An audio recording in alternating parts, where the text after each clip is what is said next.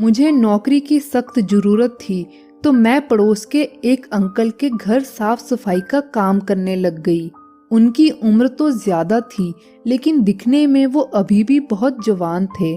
एक दिन जब मैं उन्हें खाना देने के लिए गई, तो जैसे ही मैंने अंकल के कमरे का दरवाजा खोला, तो अंकल अपने पिंटू को हाथ में लेकर इसकी बुरी तरह से मालिश कर रहे थे।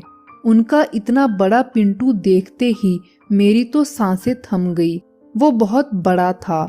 अंकल ने मेरी तरफ देखा और जल्दी से अपना पिंटू अपनी धोती से ढक लिया।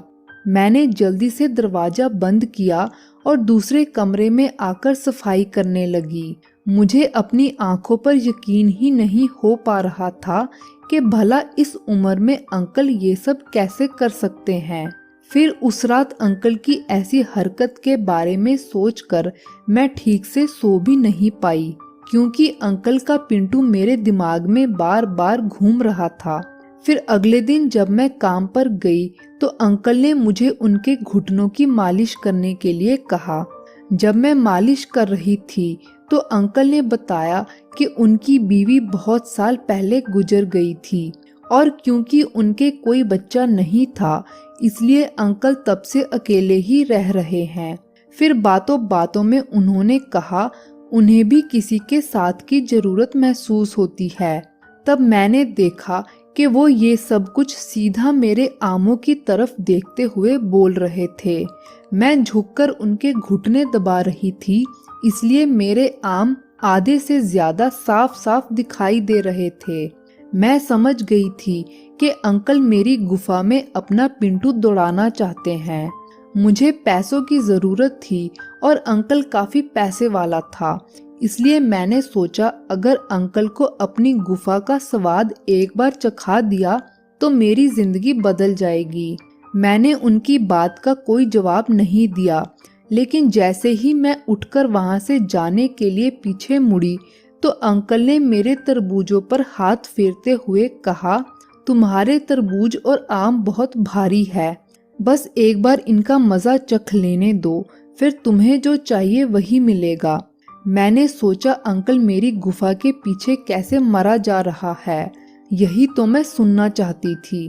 तब मैं ऐसे ही उनकी गोद में बैठ गई और अपनी पोटली में छिपे बड़े बड़े आम बाहर निकाल कर उनके सामने पेश कर दिए। इन्हें देखकर उनकी आंखें तो खुली की खुली रह गई। उन्होंने बिना ज्यादा देर किए इनका रस पीना शुरू कर दिया। उनका पिंटू भी अब पूरे जोश में आ चुका था और मैं उसे अपने तरबूजों के बीच में महसूस कर पा रही थी। तब वो बिना रुके कभी मेरे एक आम और कभी दूसरे का रस पीते जा रहे थे, और अब तो मेरी पिंकी भी उनके नागराज की सैर करने के लिए तैयार थी। तभी उन्होंने धीरे से अपना हाथ मेरी सलवार के अंदर डालकर मेरी पिंकी से खेलना शुरू कर दिया। अब तो मेरी पिंकी में सैलाब आने लगा था। फिर वो काफी देर तक मेरे आमों का रस पीते हुए मेरी पिंकी से खेलते रहे। फिर उन्होंने मुझे उठाया और बेड पर ले गए। जब उन्होंने अपना पिंटू धोती से बाहर निकाला, तो इसे देखकर मेरी पिंकी में कुछ करने से पहले ही बरसात होने लगी। फिर मैंने भी तिजोरी में छिपे अपने आम बाहर निकाल दिए और अपनी गुफा से पर्दा हटाकर उन्हें अपनी पिंकी के दर्शन करवा दिए। इसे देखते ही वो तो इस पर ऐसे टूट पड़े जैसे बरसों के प्यासे को पानी से भरा कुआं मिल गया हो। तब उन्होंने मेरे आमों को जोर जोर से मसलना शुरू कर दिया और साथ ही मेरी पिंकी का स्वाद अपने मुंह से चखने लगे। फिर कुछ देर तक मेरी गुफा का स्वाद चखने के बाद वो अब मेरी पिंकी में अपना पिंटू दौड़ाने के लिए तैयार थे। तब उन्होंने अपना पिंटू मेरी पिंकी के ऊपर रखा और एक झटके में अपना बड़ा सा नागराज पूरा मेरी गुफा के अंदर कर दिया। दिखने में वो चाहे बूढ़े लगते थे, मगर अंदर से वो अभी भी बहुत जवान थे। फिर वो बिना रुके बहुत देर तक मेरी गुफा में अपना पिंटू दौड़ाते रहे और साथ ही मेरे आमों का रस भी जी भरकर पीते रहे।